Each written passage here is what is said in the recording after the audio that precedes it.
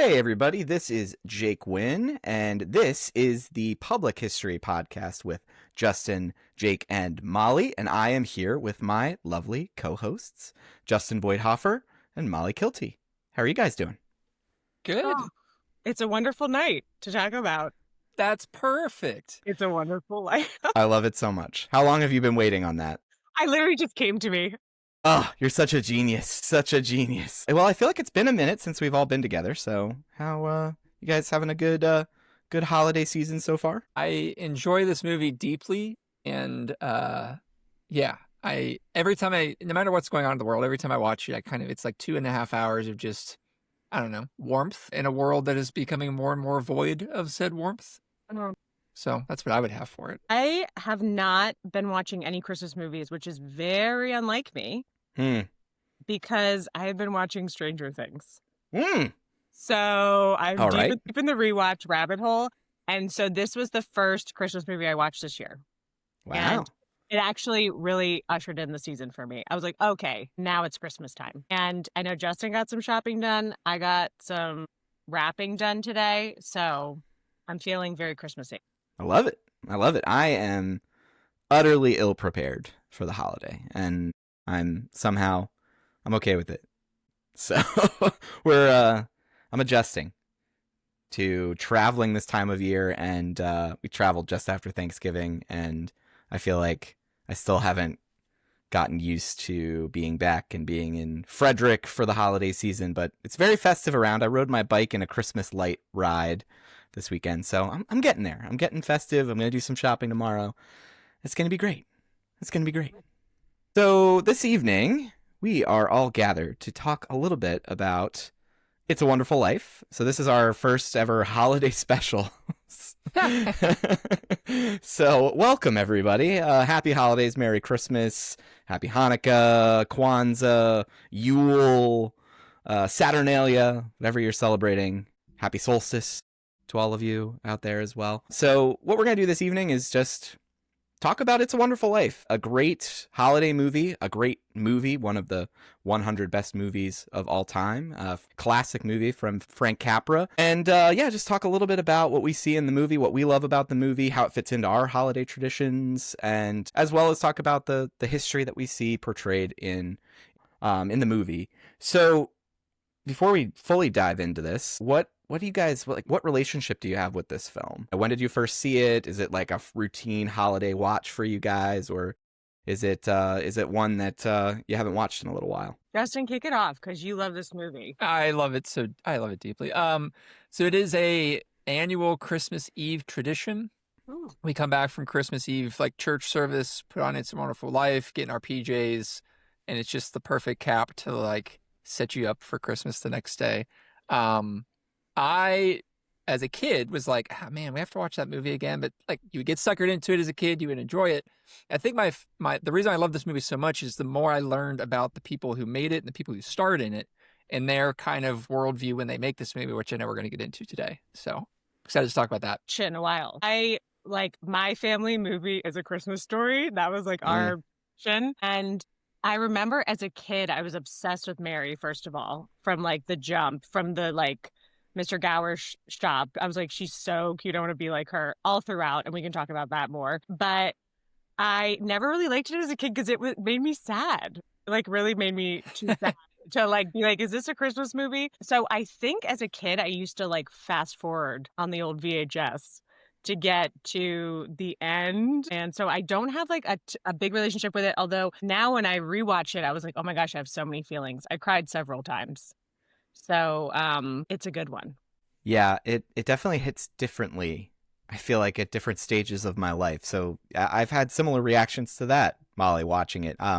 For my family, it is kind of a tradition. We always watch it every year, typically a few days before, whatever the weekend before Christmas was, we'd sit down and watch it as a family. The black and white version, there's no color BS to any of these like 1940s movies. That drives me kind of crazy. And you see the colorized versions of those films. Mm-hmm. Do you guys feel the same way about that? Or yeah, no, I don't like it. I don't like it at all. Okay. Yeah. It's bothers me when I see them in the colorized version. Anyway, I will say my favorite memory of this, they don't do this anymore, but my favorite memory of It's a Wonderful Life and watching it was that Frederick, Maryland, historic downtown where I live, we have a historic theater, the Tivoli, which is now the Weinberg Center for the Arts, and every year they would play it. So it's a 1926 movie palace that is showing, the 1946 film It's a Wonderful Life. It would every holiday season there'd be popcorn, and then after the movie everyone would go through downtown Frederick and shout that they loved whatever local business and say Merry Christmas to it. So Merry Christmas, Curious Iguana. So and other stores and businesses. So that was my favorite tradition with it. I loved it. They don't do it any longer, but it's one that me and my family cherish. Can you just go down and just start yelling at random businesses throughout the street by yourself and let us know how it goes? Yeah. Let's bring that back. Yeah, bring back that tradition. Just you. Just me. It'll just be me waving. Just Jake shouting by himself. Yeah. Yeah. So before we go any further, I neglected to do this earlier. So if you are enjoying the show, we need more reviews and ratings. So get on over to wherever you're listening to this and hit that 5 stars, 4 stars. Hopefully none of you are hate watching this, hate listening to this. But yeah, it'll help more people see the show. We'd love to hear what you think, what things you'd like to hear about next, what topics that you'd like to hear us cover or talk about, movies, TV, Broadway musicals, museums, anything that you guys want to talk about. We, just let us know. Let us know in the comments over on YouTube or in your reviews over on Apple or Spotify or wherever you're listening to this. So, all right. So let's go back to 1946. So there's some big events going on in the world in 1946 when this movie comes out, in which, as Justin alluded to earlier, the participants in this film, whether it's from a director's side to the actors, there's a lot happening in the world and things that they were very involved in. So, Justin, I know you love this movie, and I know that you like this time period as well. Do you just want to give listeners, your take on what's going on in this time period when this film debuts? I mean, yeah, it's 1946, so you have millions upon millions of servicemen and women coming home after the most traumatic thing of their entire lives. And I don't want to, speak for them, but I feel like this movie speaks to kind of the meaning of life and the meaning of how they kind of go forward, I guess at a deep level, right? Like you have somebody who's dealing with, what he does for a community and if he's even worth it to be alive, and kind of going through the process of seeing how one man's life can change a lot of different things, not just about the community, but about all your loved ones and people around you. And you have a lot of people who are, just survived World War II coming back home. And I want to imagine grappling with these same themes of, what does their life mean? How did they have an impact going forward? And it's interesting because it I guess we'll get into this. It doesn't do well at the box office. It does not do well at all in that time frame. It's only 20, 30 years after the fact that it becomes this national annual holiday Christmas tradition kind of stuff. So, you have direct actors and directors, Jake, like you said. We can get into it now, I guess, if you want to talk about, you want to talk about Jimmy Stewart or Frank Capra first? Wait a minute. Can I just comment on that, what you just said? I was just thinking about, so 1946, everyone's been through stuff for like 3 decades at this point, really bad stuff. And the movie like touches on each of those kind of like time frames back from like post World War I and then pre like Great Depression and then Great Depression. But it's interesting what you said, Justin, about like how it was not well received. It was not critically acclaimed. And then later upon a rewatch, everyone was like, this is a gem. And it became this like beloved classic. And I was just watching the documentary 1975 on Netflix, very good. And the same thing with films. Like they tried to do social commentary right away and talk about all the stuff that was happening. And it was just like too soon. And all the movies that touched on everything that was happening in society and tried to like be like, this is our therapy, is making this movie about it. It's like those things only became classics like decades later. So we do that a lot. I thought that was really interesting. Yeah, it's interesting too. I was thinking the same thing about this time frame that we see, this spread of time that this film takes place over is really dramatic. There's a lot going on. Everything from they sneak a little influenza pandemic story in there with Mr. Gower's son, and we just like COVID in our own era, there were waves of pandemic influenza, and that spring of 1919 when we see in the film when Gower's son passes away from influenza. That's one of those waves to everything in the 1920s to the Great Depression. The Great Depression is one I want to hone in on a little bit more specifically, but it's the film itself in its portrayal of the Second World War, I think is quite interesting because it's a home front story. You're never out on a battlefield other than you get those snippets of some combat in the Pacific, but everything else is a home front story when it talks about the war and what that was like. And for someone who traditionally, looking at somebody with a disability who can't serve, that's, if you go and listen to veterans, you go to listen to Band of Brothers and they're talking about the guys who are incapable of serving going off and committing suicide because they couldn't serve in this grand cause that their generation was involved in. And George Bailey is one of those people. He can't go and serve, but fighting the Battle of Bedford Falls is the way that they bring that up in this context. Well, I just think that's an interesting perspective that this film brings. Yeah, and it gets into everybody had a part, right? You talked about the rationing. I think Mary was in charge of, was it a Victory Garden or something like that? So it's just funny to me that it was everything is kind of building up to it, and then it shows everybody had a part to play, and then afterwards you still have that kind of friction between the community and everything. Yeah, I mean, how many Bedford Falls are there throughout the country that could see themselves in this film, right? Everybody pitching in. You have the one taxi driver doing something. You have the one little main street that has, the one bank that's going on, and it's very interesting. I thought it was also cool too. I mean, it deals a lot in the building alone itself, deals a lot with a lot of first-time either immigrants or first-generation Americans coming over and trying to make a life for themselves, right? This is a movie about the American dream, about having a roof over your head that is yours and getting out from any sort of debt that may be around you. So I thought that it was kind of cool that it also plays into that. Absolutely. Thinking of Bedford Falls, you talked about the kind of the setting for this film and kind of being a, any American town, any small American town, although it's very distinctly places itself in upstate New York, just based on the places that, they're around and they reference Elmira, Rochester, Buffalo, New York City. Everything's kind of in that context. I know Seneca Falls, New York is kind of the one that has they stake their claim to being Bedford Falls. But, what do you guys think of the portrayal of Bedford Falls? Do you think that Capra and those making this film were like trying to portray through that setting, through this small anywhere American town? I mean, I think it's juxtaposed with obviously like the Potter of it all, but it's just it's like ideal America where everyone, like you guys were talking about, like everyone has a role to play, like everyone pitches in. It's not like Amazon data center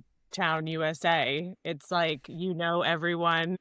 And I think it is like, romanticizing the past a little bit. Part of me was wondering, like, was this really how it is? And part of that is what made me sad too. We can talk about where we are today, but I was like, man, are we ever going to get to a place where the community is like this? Where, first of all, Bert and Ernie, I didn't catch that before when I was watching it. The police officer and the taxi driver, I was like, okay, did they take Bert and Ernie Sesame Street? But I was like, man, is this really how it was? Or is this like really romanticizing it? I don't know. Yeah, Justin, what do you think? I mean, yeah, I echo a lot of the things that Molly said too. It's hard to tell, right? I mean, there is something to it. Immediately, was not successful. And then 20 years with hindsight and the rose-colored glasses of, back in my day, it was blah blah blah blah blah, right? So like, I don't know how much of it is in either one of those two things where it's, like it is also very nostalgic and very almost like too perfect in a way. Not that I say I don't love the movie. I love the movie, but it's just, I don't know. Yeah, it's, thinking about it now, I think my experience with it growing up in an actually small town was like my small town did not feel like this because its best days were quite a ways before my time. There weren't many businesses left, not a lot of community spirit to get people fired up about. A lot of helping each other's neighbors, though. That was something that definitely the ethos of that connects with my experience growing up.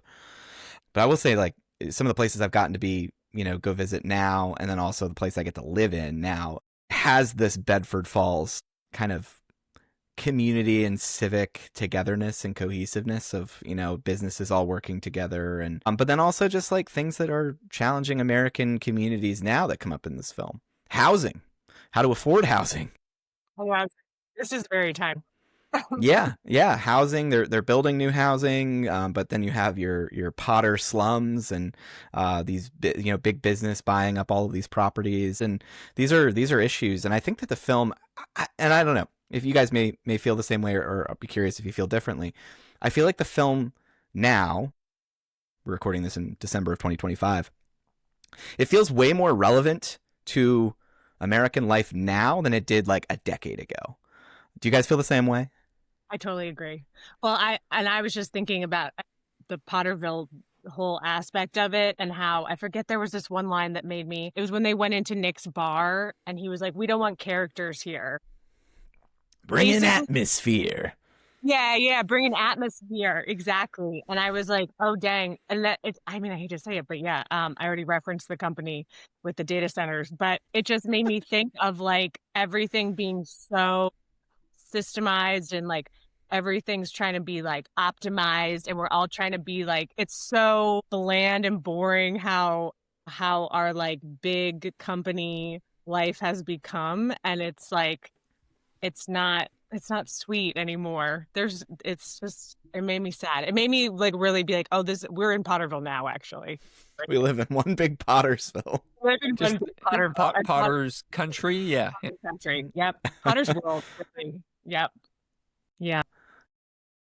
So, you know, we've been kind of dancing around this, and you know, it's a little out of order for the way kind of I was thinking about framing this discussion, but let's just jump into Potter, and talk about Mr. Potter. He's our kind of big baddie in this film. He never ages over the course of the decades and time that this film covers. But you know, what do you guys feel about Potter, and over time have your views on him changed? Who's taking that one do you first? do you want me to ruin the movie? Not ruin the movie. I don't know if you want to say this is going to ruin the movie. I feel like it's too up there for me to ruin. But now every time I watch him, I think of this. At the time in 1946, you have a lot of things going on in the country, and you also have this sensationalized, quote unquote, beginnings of a Red Scare, that communism is now a threat to American society. And the Smithsonian Magazine had a piece in, I think this is 2017, that the FBI watched It's a Wonderful Life and said that the description of Mr. Potter could be judged as being like super pro-communist by showing that a community bank is better than the central bank, right? Like they were saying that the view of Mr. Potter, in a way, could be, you know, there's some communist tendencies there to how the film portrays a central capitalist banker like Mr. Potter, which I just think is hilarious, that there's an FBI agent sitting there that's just like mad that the way Potter is like portrayed. Like, I don't know who watches this movie and is like, yeah, you know what? I'm going to defend that guy. Like, that's the guy that I think is getting a bad rap in this movie. And it's the point where, the FBI depicts a struggle between two different visions of society. You have capitalism and democracy, right? You have this back and forth between this a lot of more community style based thing, George Bailey's community bank, even that sort of thing would have been labeled as kind of quote unquote communist at the time. So I don't know. There's some FBI agent that had to sit and watch this, because according to this magazine article from the Smithsonian, that, you know, they did it throughout every movie back then. But yeah, it's just kind of funny that this plays into, it's something that I don't think we realize now. Maybe we're just too numb to it. But the depiction of a, you know, banker as Mr. Potter could be construed as, you know, pro-communism sort of way, which is just hilarious to think about. Yeah, it's so backwards. Yeah. To and you know, that I feel like that's just purely the times and their already preconceived notions. Like they're layering that in, because, you know, certainly now, almost 80 years after this film comes out, Mr. Potter has nothing to do with communism in our world of kind of return to gilded age of the ultra rich and monopolies and corporate domination of the American economy. You know, I don't look at Mr. Potter and I'm like, oh, that's centrally controlled, economics. I don't see that, but, you know, I'm not an FBI agent in the 1940s either. So I'm sure they saw. I was like, at the end of this movie, I was like, when is the working class going to unite and overthrow? Yeah. I'll be honest too. When you started telling that story, Justin, I was like thinking like, oh, they're gonna be like George Bailey, the you know, so the proletariat gonna rise. That's right. Gonna rise up and gonna, take over society. I feel like growing up, when I saw Mr. Potter, I was like, oh, he's a mean old guy, and he must have a really bad life. So he must have been bullied. I had this like empathy for him as like he was a bad dude, but he was like a bad guy. And now watching it today, I'm like, I kind of said, I'm like, we live in Potter's world now. Like, there's no like one bad guy. I'm like, oh, the system is Potter now, and Yeah. that's kind of how I was. I took it. And that was part that made me sad. Not one of the parts I cried, but one of the parts that made me sad. Because we can talk about this, but I was like, the ending would potentially be different today. Oh, absolutely. Yeah. Absolutely. Absolutely. Yeah. I don't know. I don't think he would rally the community to all throw in their money and help to overthrow Potter Day. No. I suspect it doesn't end well for George Bailey. I think too, thinking about like how just modern American society in the 21st century looks at like, and this comes like out of the 80s. I think we can trace this back to, especially the 80s and deregulation. But greed is good. The idea that, kind of taking the Potter side of this and saying that, for that the pursuit of wealth above all other needs of a community of others, of other people, of other Americans, the pursuit of greed above everything else.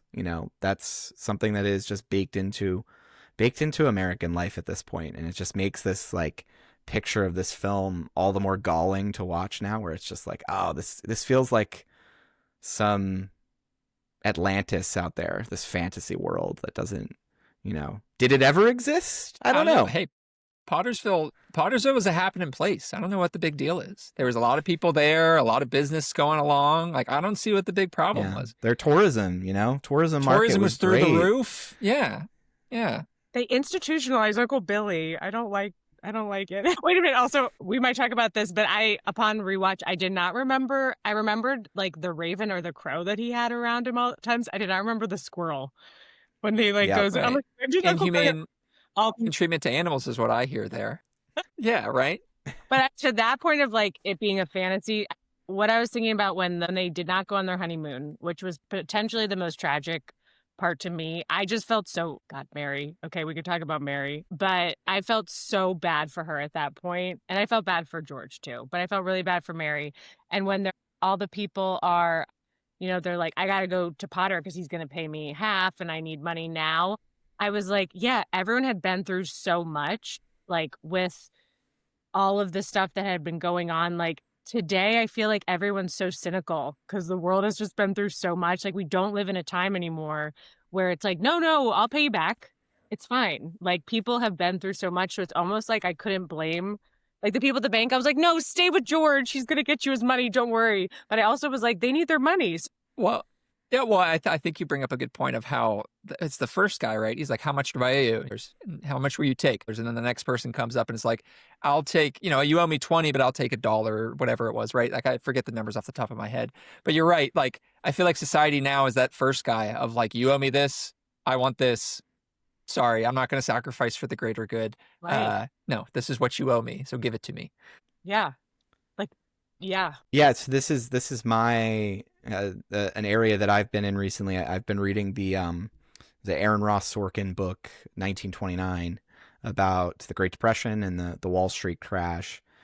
And I think that this film does a really good job of this of portraying the Great Depression not as this one-off event. I think so much when modern American society thinks of the Great Depression, they think of Wall Street crash 1929. What we don't talk about is it goes on for a decade plus, and there's repeated waves. 9,000 banks fail across the country, and this is a great portrayal of what that looks like. What a run on the bank is, and I think that takes place in 1932. I think there's still a portrait of Hoover on the wall in the office of the building and loan. At this point, I was looking for this. I was like, okay, what? Because they never say what day it is. There are some moments where you get an idea. There's an Al Smith nominated for president, so it dates one scene we see earlier to 1928. And we see, obviously, the Depression is going on, but we don't know exactly when it's happening. But that's fine, because basically those runs on the bank are happening throughout the 1930s. Until we get, as a result of this, and I've been kind of borderline obsessed with this recently, because I'm become a finance nerd, I guess. I don't know. The history of finance. The FDIC, deposit insurance. I was just bringing that up, of like that little sign you see every time you walk in the bank. You're like, I have no idea what that means. Yeah. And this is a direct result. This is something that we take for granted now that exists. And there's lots of, crypto in a way is getting around all of these systems that were created to avoid what happened in 1929 during the Great Depression. We're kind of end-arounding that system that was established to create this kind of shadow banking world. Red flags there. But yeah, this film just shows you like what that reality was like. Kind of goes to, I think that there is an element too, when I think about the Great Depression as is portrayed in this film, and just thinking about the Great Depression overall, is that Americans now don't know how good we all have it. The level at which poverty existed in the 1920s and 1930s in America is unfathomable to us today. Just the starvation, the dispossession, the homelessness, it's on a scale that just dwarfs anything that we're experiencing now. And I think that's, this is a good reminder of what that looks like. And they don't show any of that, but just that mentality of that run on the bank, people's economic challenges that they're experiencing. That's a theme through this entire movie. And one that definitely does feel relevant for us today, at least in my perspective. And just like, also that reminded me of when I was watching it, just I was thinking about like how much consumerism there is today. Like when Harry, is it his brother Harry? Yep. Harry comes back with Ruth and they're like, oh, we got married. They have like a little party. I was just like, there's so much stuff that, like, to your point, that we all just have today. Like, well, I guess I'll just talk about myself. I just have too much stuff. And I was like, man, like it was a simpler time. And like, maybe it's like time to go back to that time where it's not like we sell our soul for the convenience of delivered goods all the time. We like go to our local, business and support them, because that might be a better world. Although Justin likes Potterville, so maybe he wouldn't like. Hey, boom in town, boom in town. You go to Nick. So to go back to Potter and economics and such, just compared to what George Bailey ultimately does in the film, what do you think a George Bailey-like character in a similar situation today, what decision does he make when he's going into Potter's office? Justin? You're saying in regards to what, Jake? Like the So he's broke, he's about to go to jail, or even before that, he's a man on the upswing. He's being offered a job. Do you think George Bailey in a film about the 2020s and he's in a similar situation? I think he's taking the money. He's selling out. 100%. Yeah, 100%. He's taking the money. He's going to Europe. He's that boarding up that building and loan tomorrow. Because it would just be unrealistic, right? Like anyway. Yeah. No one's turning down the payday these days. It'd be too risky not to, I think. Like today, no one would take that risk. And Mary never got a honeymoon. So I think Mary today also would be like, let's go. All right, Molly, you've been talking a lot about Mary. So let's get into the Mary of it all now. So why is she what are you seeing in Mary that has made her the character that you have focused on? Okay, listen, it's apt that she is called Mary because she is the Virgin Mary portrayal in this movie. First of all, what was it? The last thing we talked about, who was my girl? I forget her name now. The Garfield movie, his wife. Oh, Crete. Lucretia. Lucretia. The women are the backbone. We know this. Okay. Mm-hmm. They're the moral compass. They do the emotional labor. They take the blows and they keep on going. Ever since Mary whispered, "I'm going to love you till the day I die," George Bailey, into his bad ear, I remember that as a kid and being like, this is so romantic. I'm going to die. I don't think it's as romantic watching it now, but the thing that impresses me about Mary is she's all about action. So, okay. Also, if George Bailey shook me like he shook Mary before he ultimately kisses her, I would slap him before he got to that point. So the women in this movie are just obviously they just take the rage and the emotions of the men because that's the time frame we're in. But we have Mary, who is the Virgin Mary, who does everything right, who cleans up George's messes, who literally, as he's having a mental breakdown before he goes to the bridge, she's not like, get out of my house, I hate you, I want a divorce. She's like, calls the people and is like, get people on the horn, telegram Harry, whatever it is. She's all about action. And then we have my girl, what's her name, Violet. Mm-hmm. So we juxtapose with Violet, who is the looser woman. And upon rewatch, I will say this, I liked Violet. Growing up, I was like, oh, Violet, what is happening? And now I'm like, my girl was independent. In the Mr. Gower's pharmacy, when she's like, I forget what she says, but she says something like, oh, like I like a lot of boys, or like something to that effect. And I literally snapped and I was like, yes, girl. And I did not think that way growing up. But today I'm like my independent queen. And the way that you could either be the Virgin Mary Bailey, or you can be Violet, who is like not the opposite, but there's nothing in between. One other point I have, because I could cook on this for a long time. When he is in alternate universe and Clarence is like, I can't tell you what happened to Mary. I don't want to tell you. You think they're going to be like, she's dead, okay? No, he goes, she's an old maid. She's never married. And it's like, oh, no. And worse, she's a librarian. Yeah. That's what I always thought. That depiction of her is like the librarian means her life has failed. I'm like, what the heck? They just caught like a stray. Yes. It was so dramatic. And I was like, yep, you were either married or you were dead. That was it. Yeah, that's one. So this is a movie that is like very high in my rotation of just in casual conversation quoting it. And I will say that the line about the library did come up in conversation today as I went to the library to pick up a travel book for an upcoming trip. And Allison and I, my wife and I, are going to the library, and I have to say, she works at the library. Clarence says, she works at the library. No. Is there a fate worse than death? I could not believe it. I was like, really, Clarence? Come on. He only has one book, and it's Tom Sawyer, and that's all he needs for hundreds of years. So That's right. The perfect book. I did want to ask you guys a question about the ladies. Mm-hmm. A line caught my attention today. I can't remember the woman who works in bank and loan. Is it like a random cousin or something? But she goes, when they think that Potter, the board's going to side with Potter, she goes, oh, help wanted, female. Because she's like looking at her. Huh. And then I got to thinking about after, I'm like, how was it for ladies? Obviously, I think I know the answer.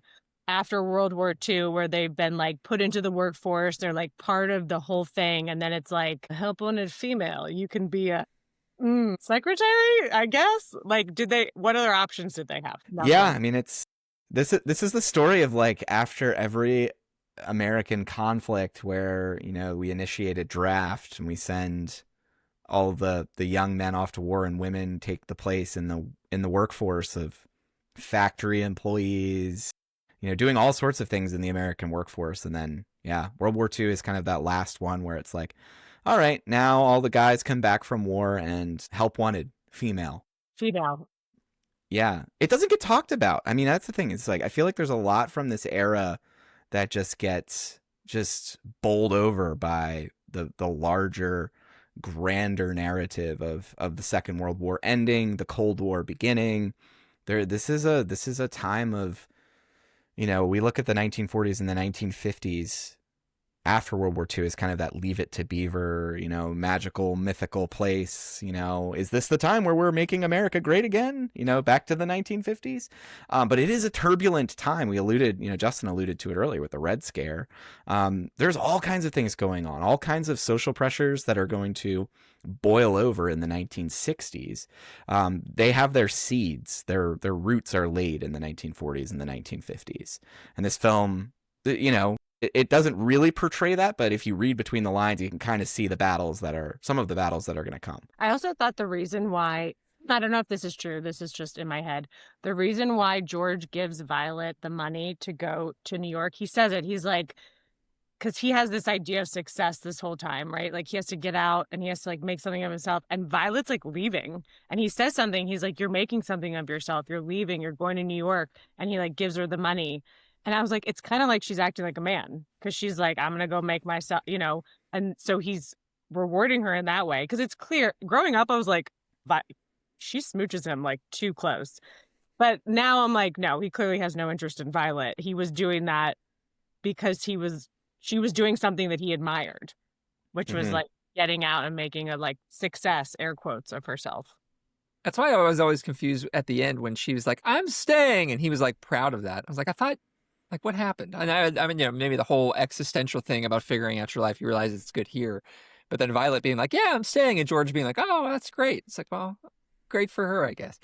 Violet had a change of heart. That gets to, I think that there's a lot in this film too, getting to these bigger kind of existential conversations about growing up, about maturing as adults, settling down. George as a kid is, it's hard to see. He barely ages over the course of the film as well. So it's hard to, go back to young George looking very thin and dapper in his 1920s attire. But he's very much, I think most young people would see themselves in that character a bit in the terms of like never satisfied, always wanting to go more, always wanting to go farther, do more, get out, kick off the dust of that small town and go out and see the world and build bridges and all of that he talks about. And then life circumstances happen. And suddenly, before you know it, you're in, you could be stuck in a rut. You could be, in his case, he's building this beautiful community, but there's this sense of like coming to terms with your life and what's enough and it's something, it just resonates with me now because I feel like I'm thinking about these things now for the first time in my life where it's like, oh, what is enough? Where do I find myself most content? It's podcasting with you guys. But finding that place where it's like, you're comfortable with yourself and your place in life and your community that you've built and that you're going to make the most of that. And you're not necessarily going to be striving to go travel the world necessarily. You're building your roots someplace. And I think that resonates with me now more than it used to. Well, can we talk about, I think so Sam Wainwright, right? The guy goes Hee-haw! off. Exactly. Hee-haw! Yeah. You talked about being a mature adult. I don't think anybody mature adults yelling hee-haw into a phone. Maybe they are. I have no idea. Okay. This is my plot hole that I'm just kind of curious about if you guys found it as weird as I did, of like, so he's dating Mary, has I don't know if another girlfriend on the other side of the phone. And then as he's talking to Mary, oh, that's great. He's oblivious to what's going on. Then they just start making out and then they get married in like the next 5 seconds, right? Like there was a very quick, like, wait a second, what just happened sort of thing where like there's this disagreement. Her mom's like sobbing in the background. She's still sobbing at the wedding and they like rush it very quickly. I always remember that as a kid being like, okay, so the guy who did leave, they're portraying him as like having more than, I don't know. I don't know if you guys have any thoughts on Sam Wainwright, Mr. Hee Haw himself. I remember like watching it before and being like, oh, George is a dummy. Like he should have done he should have gone with Sam. He should have like taken him up on his offer. What was it? Plastics or something? Get you in on the ground floor. Plastics. Yeah. I'm like, Sam, I feel like to your point, like about the different stages of life too. A little bit ago, I was like, dummy, get out of there. Like, there's nothing for you here. Go to Florida. Let's go. Sam looks like he's got like a hot wife too. So, get out. And now today, I'm like, no, George, like home is where the heart is. People are what matters. Like, I'm totally in that space of my life where like, I think that's why I cried so much watching it now. And it wasn't so like sad, scary that I had to fast forward it. I'm like, oh no, this is what's important. Interconnectedness. Podcasting. That's where it's at. But yeah, it is very quick. He shakes Mary very violently, then kisses her with the phone like right here while they're but it's also very romantic because they get closer and closer and closer. So I was like, you are like waiting for it, but it is very strange. My favorite part of all of this is Mary's mother. It's just her reactions. Doesn't need to say much. It's all written on her face. And in her mannerisms. Just that, yeah. Those scenes always crack me up. But you're absolutely right. It's like, yeah, one minute they're having their first kiss in like arguably one of the most awkward ways you could on the phone with, the alleged boyfriend, and then yeah, congratulations, they're getting married. It says something about like what the speed of marriage was back then, right? It's like the taking more than 2 to 3 to 4 years to get married. I don't know. Everybody's grandparents I don't know if everybody's grandparents like my grandparents of like, oh, hey, we've been dating for 6 months. When you gonna get married? It's like, okay, hold on. This isn't the 1940s, right? And maybe they just watch It's a Wonderful Life and just assume, well, after the first kiss, the next scene, it's the wedding. Duh. That's how it happened in real time. So I'm curious, Molly, what was it? You said you would always fast forward through parts. What were the parts you were fast forwarding through? Gosh, really when he has his breakdown. So when he has his breakdown, when he yells at the kids, when Susie's pedals. Yeah, Susie's pedals, Janie on the piano. With the mask that scares me. Is it his son? It's an absolutely terrifying Santa mask. Next time you watch it, be sure to look at it because it's like, God, that's scary. And he yells at back to the women bearing the emotional brunt of all the men. He yells at the poor teacher on the phone, and Mary's got to be like, no, it's okay. Like, and it's just so devastating. And then when he goes up on the bridge, I think it was too heavy for me growing up. Like when he goes out on the bridge, and I just fast forwarded through that. I literally fast forwarded through the whole Potterville thing until the very end. Okay. Too heavy for Molly. I fast forwarded actually this last rewatch. I fast forwarded through a part. I have a hard time dealing with Uncle Billy losing the money. It's just a really sad. No. It's a very sad scene. It just breaks my heart. Uncle Billy breaks my heart because he's such like a little kid. And so like I also think I related to him as a kid. Like, it's so easy to lose the money, of course. Like, you can't be mad at Uncle Billy because he's such like a sweet soul. Yeah. This is the point where I also say to a man who doesn't know what he did with $8,000 in that time and carries around a pet squirrel. Once again, Pottersville is great. Maybe Uncle Billy was not in the right role for him. I'm just saying, just putting it out there. Yeah, it's actually an indictment of George's leadership. Exactly. Yeah, you're not going to put anyway, I'm just being facetious. No, the part that I don't. Yeah, that's what he's taken away. You're a big Potter fan. Big Potter guy. Big Potter guy. He was. The town was on the up and up with him. No, there's not really any part that I like fast forward through it because I think I enjoy just each and every one of it. I if you don't want to, what's your favorite part of the movie then? Your favorite part's the end? No, my favorite part's 1928 when they're in right before the crash, when everyone's flying high and they're in the dance and they get I was going to say the dance too, right? With the floor and they keep going backwards. I'm like, this is great. I'll watch that all the time. Yes. And when right before he finds out that his dad has a stroke, which is also tragic. George just goes through it. But when they're like walking home and they're singing, oh my gosh, those are the parts and that's probably why Mary was my favorite character right away. Because I would just go to the like nice, happy and romantic parts. So, I don't want to rain on the Mary parade, but this is something I was thinking about watching recently. In the scene after the dance, and they're skipping their way down the street, humming and singing and breaking the windows in the old Granville mansion. What did she wish for? What did you wish for when you threw that rock? Did she wish for the stroke? No. No. Maybe she not wished for the stroke, but she wished to be with George. Yeah, for the rest of her life. Exactly. And that traps him.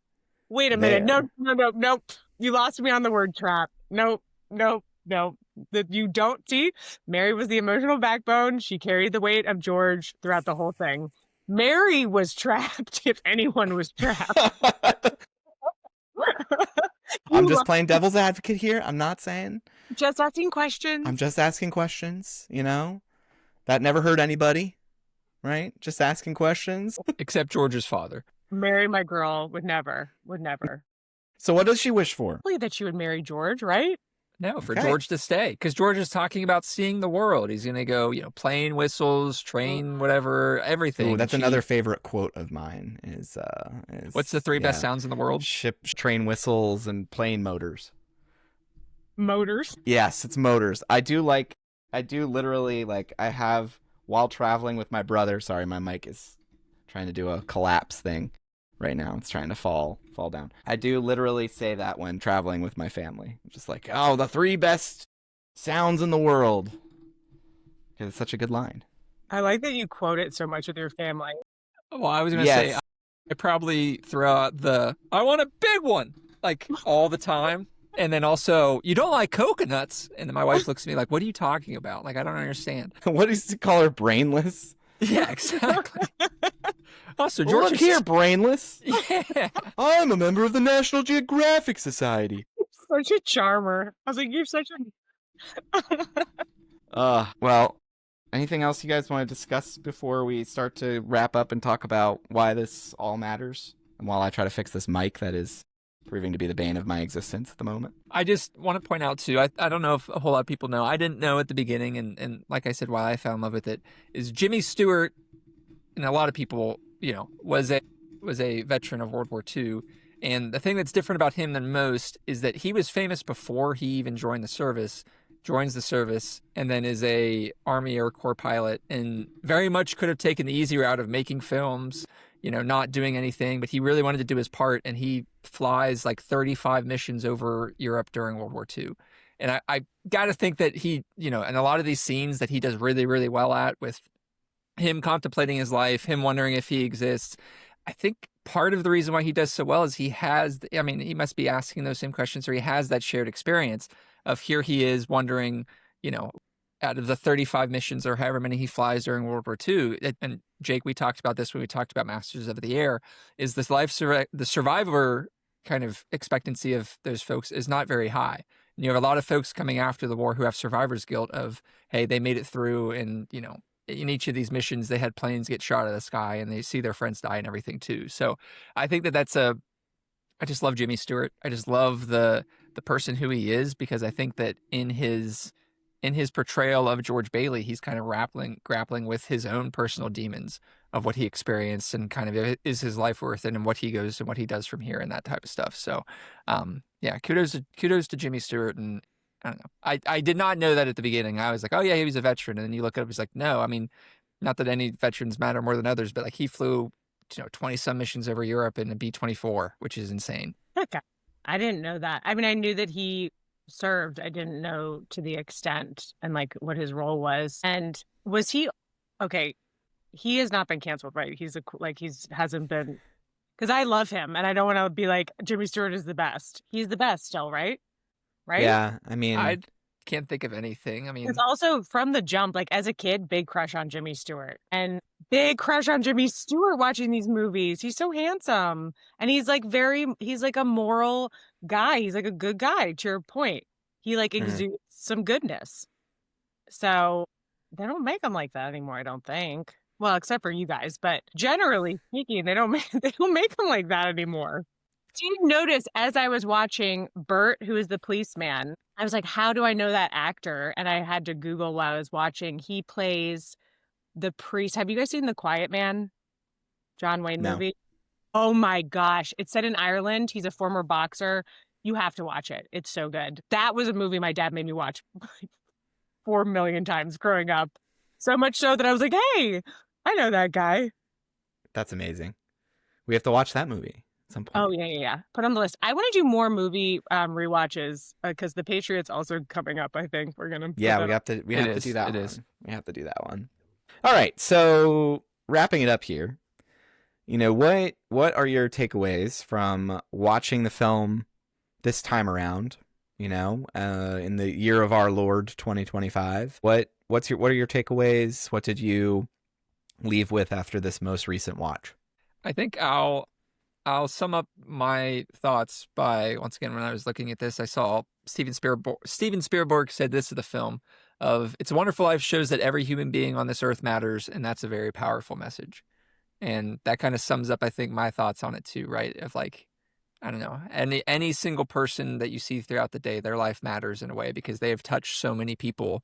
And without them, how many different things are different about different things are different. Wow, that's a lot of differences there. But yeah, I mean, I go back to that of like every life matters. Every single person's life matters throughout that you see on a day-to-day basis. Yeah, the quote that Clarence says, "Each man's life touches so many other lives, and when he isn't around, he leaves an awful hole, doesn't he?" And I was just thinking about, it's so different to watch it today. I think to the point of the people of 1946 going through an awful lot. I feel like we're at a point where we've gone through an awful lot. And the idea of like interconnectedness and like community and helping your neighbor is so powerful right now. And I mentioned before 1975, I think that was also a time after like a lot of turmoil, the dust had settled and people were feeling the exact same way. And it's kind of crazy because that was right before the 1976, the 200th. And I was just like, oh my God, we're in the same place. It's like after all these huge things that are happening in our lives, it's this like earnest return. You just want to go back to a small town where everyone helped each other and people were good. I don't want capitalism. And even that, like, enjoy the little things, right? Like I think of one of the first things he does when he comes back, or I don't know how he comes back to reality or whatever, is he runs in his house and he runs up the stairs and like the top of the thing falls off, and he was so frustrated that before, and now he's like, he kisses it and is like, oh, that's amazing. Like those little things that I think make life worth living are kind of fun. Those little, I don't know, the unique parts of people's lives I think are fun. And I mean, he loved that house so much. That was part of his house. Part of where him and Mary had their honeymoon at, as the two taxi drivers sang to them through the window, which I always thought was a great scene too. So, totally. All right. Well, we're going to leave it there for this evening and for 2025. So this, guys, you don't know this. We haven't talked about this, but it's the last episode of 2025. Woohoo! We can sing the song at the end of it. Yeah. I can't Auld Lang Syne. Yeah, there you go. I can't pronounce that for whatever reason. But yeah, before we do, though, can we just, what is your favorite quote from the movie? You have one liner, just one quote. Got to do one. Go. We serve hard drinks for men who want to get drunk. Poor Clarence. Clarence was like, can I have some mulled wine, heavy on the cinnamon? He's like, get out. We don't need characters to bring atmosphere. Look at this. Look, I'm giving out wings. I will say I'm a big fan of the Nick's bar scenes. So I guess I'm a Potterville truther here too. I'm like, actually, it seems like a pretty fun place. Welcome to the club. I cannot believe I'm amongst Potterville fans. It's the only part. I want to bring Nick's bar to Bedford Falls. We need that level of curmudgeonly bartender. Molly, how about you? I think it's a Clarence line I said about he leaves an awful hole, doesn't he? But I actually do I love that Nick's bar. It stuck in my head because I was like, oh, dang, it's the algorithm. We don't want characters here. It's a simulation. We're all in it. Justin, what about you? Just I think it makes my heart so happy, the attaboy Clarence at the end, like with Zuzu and everything. I think that I am like watery at that point. And then when that happens, it's like, okay, yeah, that's when the first tear will go down. Zuzu's battles! Zuzu's battles! That too. My car! Sorry, they're bringing out all the. Your limited fake Jimmy Stewart. Yeah, it's really bad. It's not high pitch enough. I need to. My car! I love it so much. Well, thank you guys for rewatching. I feel like we didn't watch it together, but I feel like I watched it with you guys. So I was right there sobbing with you, Molly. Thank you. Feeling all the feelings. All right, so, well, thank you guys so much for listening out there. And again, if you are enjoying the show, please make sure to rate and review wherever you're listening. That helps more people to find the show. If you're watching over on YouTube, hit that thumbs up button. And on all things above, make sure you're subscribing so you get more of these episodes. We've got Well, we haven't really made a full plan of what 2026 has, in store for us, but we have some ideas, and we're really excited to share those with you guys. So stay tuned. We have lots more episodes to come, and it's been a real delight spending some Mondays with you all over the last couple of weeks, and looking forward to doing it in the future as well. So we'll see you all in 2026. Happy New Year, y'all. Bye.